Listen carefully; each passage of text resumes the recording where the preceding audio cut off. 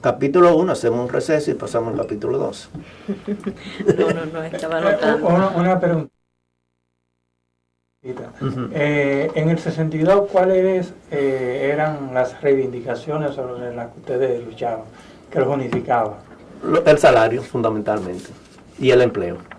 ¿Cuánto era el salario? O sea, Bueno, los sindicatos, los ingenios azucareros, puede ser que me equivoque, porque no puedo decir, ganaban cerca de 25 centavos al día, por día, centavos, no estamos hablando de pesos.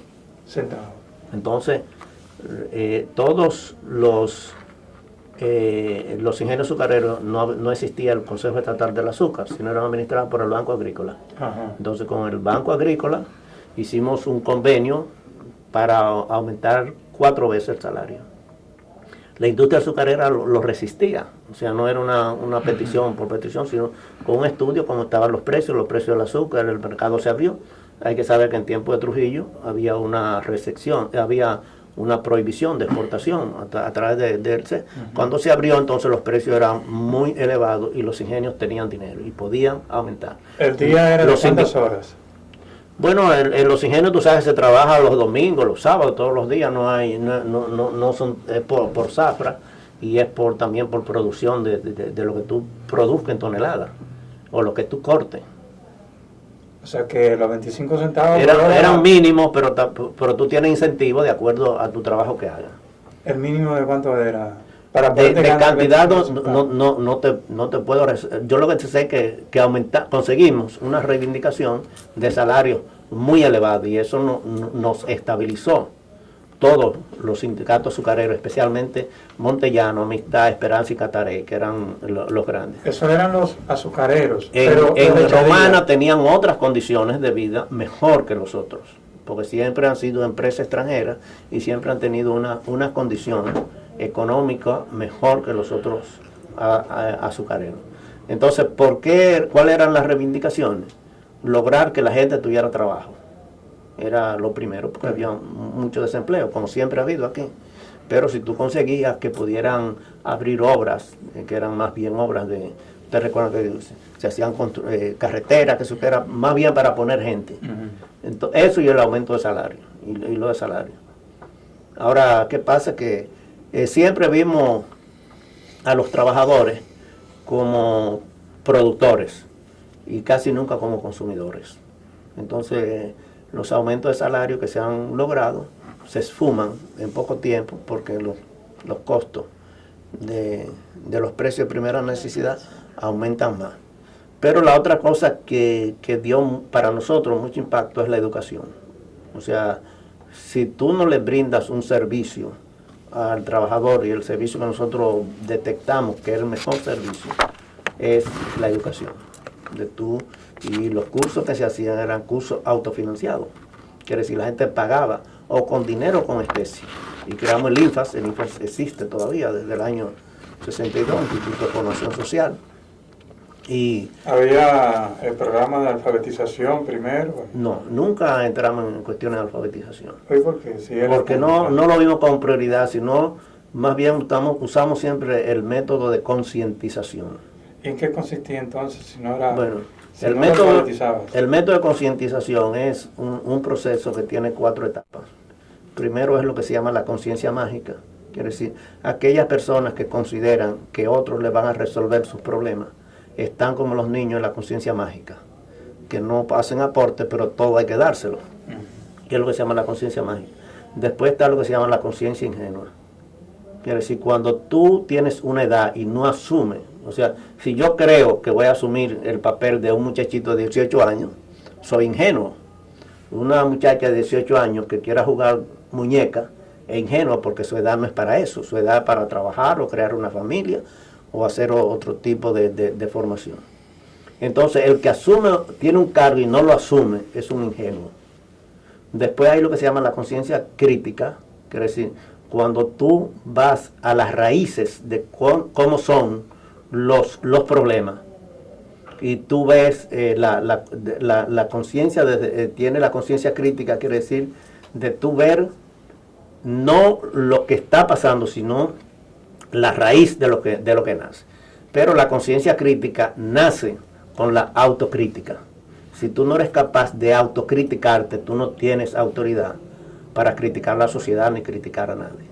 Entonces, un método que te enseña a la autocrítica, a mejorar, como decimos los cristianos, a enmendarnos, a corregir, no lo que dicen ahora corregirlo, sino corregir las cosas que tú estás haciendo. Y después, el grado más elevado es la conciencia política. No es partidarismo.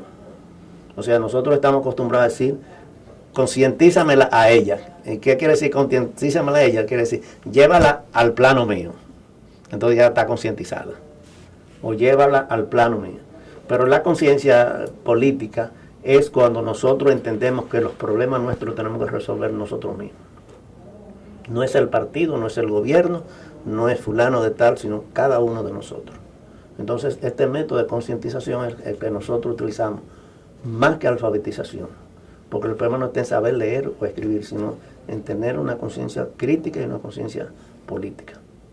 Y eso es lo que siempre, es un método de Pablo Freire, no es un método propio nuestro. Aquí nosotros nos reunimos una vez que él vino clandestinamente, bueno, no vino público, y duramos. No sabía que había estado aquí. Eso hace mucho. Él vino aquí, estuvo en la Casa Manresa, y ahí nos reunimos con él. Y a partir de ahí usamos este método de la concientización. Entonces, que dice que el problema es que la gente sepa juntar las letras y escribir. Ahí no está, sino en tomar conciencia crítica y política de la situación.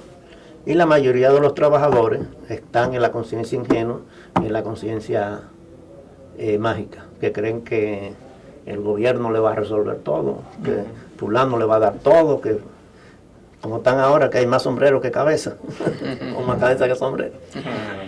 Bueno. Y lo que hay es visera. Sí. Bueno. Gómez Cerda, ¿y cómo evoluciona un poco? Vamos a trasladarnos a la década del 70, que se abren otros frentes sindicales. Sí. Y ustedes mismos, como la CAS, ¿cómo evoluciona un contexto, en ese contexto político todavía de los 12 años de Balaguer y de la división del PRD? Un poco, ¿cuál es su opinión? ¿Qué conoce ustedes de cómo evolucionó el tema obrero en Juan Bosch, esa división del PRD? Y ustedes mismos, la CAS, relacionándose con otras. Bueno, yo era secretario general de la CAS, que Juan Bosch nos invitó a una reunión para formar un frente, que me extrañó que al otro día él creó el PLD.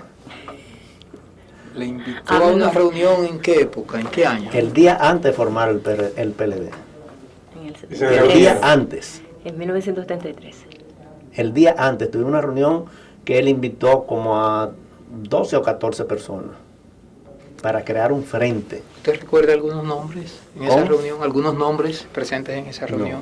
No los recuerda. Pero eran de organizaciones muy representativas. Entonces él nos habló de la importancia de crear un frente contra Balaguer. Y en tu caso, ¿a quién representabas? Yo era secretario general de la CAS en esa época. Y al otro día, ustedes tienen mejor la fecha que yo, busquen los periódicos un día antes. Diciembre. Busquen los periódicos un día antes para que ustedes vean esa reunión ahí. Hay Eso fue el gasway que se hizo. Hay reseña de prensa de esa reunión. Tiene que haber. Okay. ¿Y qué se trató? O una convocatoria. ¿Qué recuerda usted de esa reunión? Además del tema del frente político. No, era la creación de un frente para lo único. Político. Para enfrentar a Balaguer. Para enfrentar a Balaguer. 70. Y al otro día me extrañó que la creación de un nuevo ¿En qué calidad él convocó la reunión? Como presidente del PRD. Como presidente, no podía ser con su nombre. No. Como presidente del PRD. Usted sabe que Juan Bosch era muy institucional en eso. Él casi nunca actuaba a nivel personal. Y todo lo hacía. ¿Y con él recuerda quiénes más estaban? No recuerda. Pues fue una reunión llamando por teléfono muy como esas reuniones que se convocan para mañana para corta, 15, media hora. No, eso duró como 2 horas, pues ahí se oyeron muchas opiniones. Pero sí recuerda. La importancia era crear un frente para detener a Balaguer. Ok. ¿Y cuáles serían las principales acciones para? No, era solamente formar eso. No había programa, no había nada. Y eso nunca había trascendido. Digo, no había trascendido en la prensa de que cómo se hace, que mañana se va a crear, nada de eso. ¿Dónde? Después tuvimos una reunión, esto es una anécdota. ¿Recuerdan el lugar donde se... Yo sé que fue en Gascue, cerca donde está el PLD, pero no donde está el PLD, no el local. Fue una casa. Una casa, un salón, no recuerdo exactamente. Okay. Yo soy de un grupo que tenemos 30 años reuniéndonos los lunes. Eso lo creó Eduardo Latorre hace muchos años. Ahí está Rafael Toribio, está Juan Bolívar Díaz, están muchas personas de mucha influencia, pero es un grupo interno. Nosotros una vez invitamos a Juan Bosch pues nos reunimos con personalidades para oír sus criterios, pero son cosas internas entre nosotros, no son ruedas de prensa, no son nada. Y aunque hay periodistas como Juan Bolívar y está Fausto Rosario y otros más, ellos saben que no es una nota para él. Nosotros tuvimos una conversación con Juan Bosch muy amena, y cuando íbamos a terminar, un médico, apellido Aristi, que trabaja en televisión ahora, tiene un programa de televisión, él era columnista del periódico El Sol, y él le dijo a Juan Bosch, profesor, todo lo que usted ha hablado esta noche, mañana va a salir en un artículo que yo escribí que coinciden totalmente con eso. Juan Bosch se paró rabioso. Nos dijo de todo, que éramos unos charlatanes, que éramos unos sinvergüenza. Y Eduardo Latorre le decía, y este señor que vino con este otro charlatán, a Rafael Toribio, me dijeron que era una reunión interna entre nosotros, ahora viene este vagabundo a decir que eso va a salir mañana. Así mismo, eso está. Así mismo. Bueno, y se fue. ¿En qué año fue eso? Eso, el año no te puedo decir. Entonces, bueno, nosotros nos quedamos sorprendidos porque él entendió que era que el hombre estaba, pero si tú estamos a las 12 de la noche, tú no puedes decir que va a salir ya en el periódico El Sol al otro día, una cosa, pero entonces, como los 3 meses volvimos a reunirnos en la casa de Selman. Con él. Selman le sirvió de mediador, se le explicó, y en su casa, con todas sus decoraciones que tenía Selman y qué sé yo qué. Y lo primero es, no me arrepiento de lo que le dije la última vez. Nosotros, bueno, no vamos a discutir porque... ¿Y era el mismo grupo? El mismo grupo. Sí. El mismo grupo.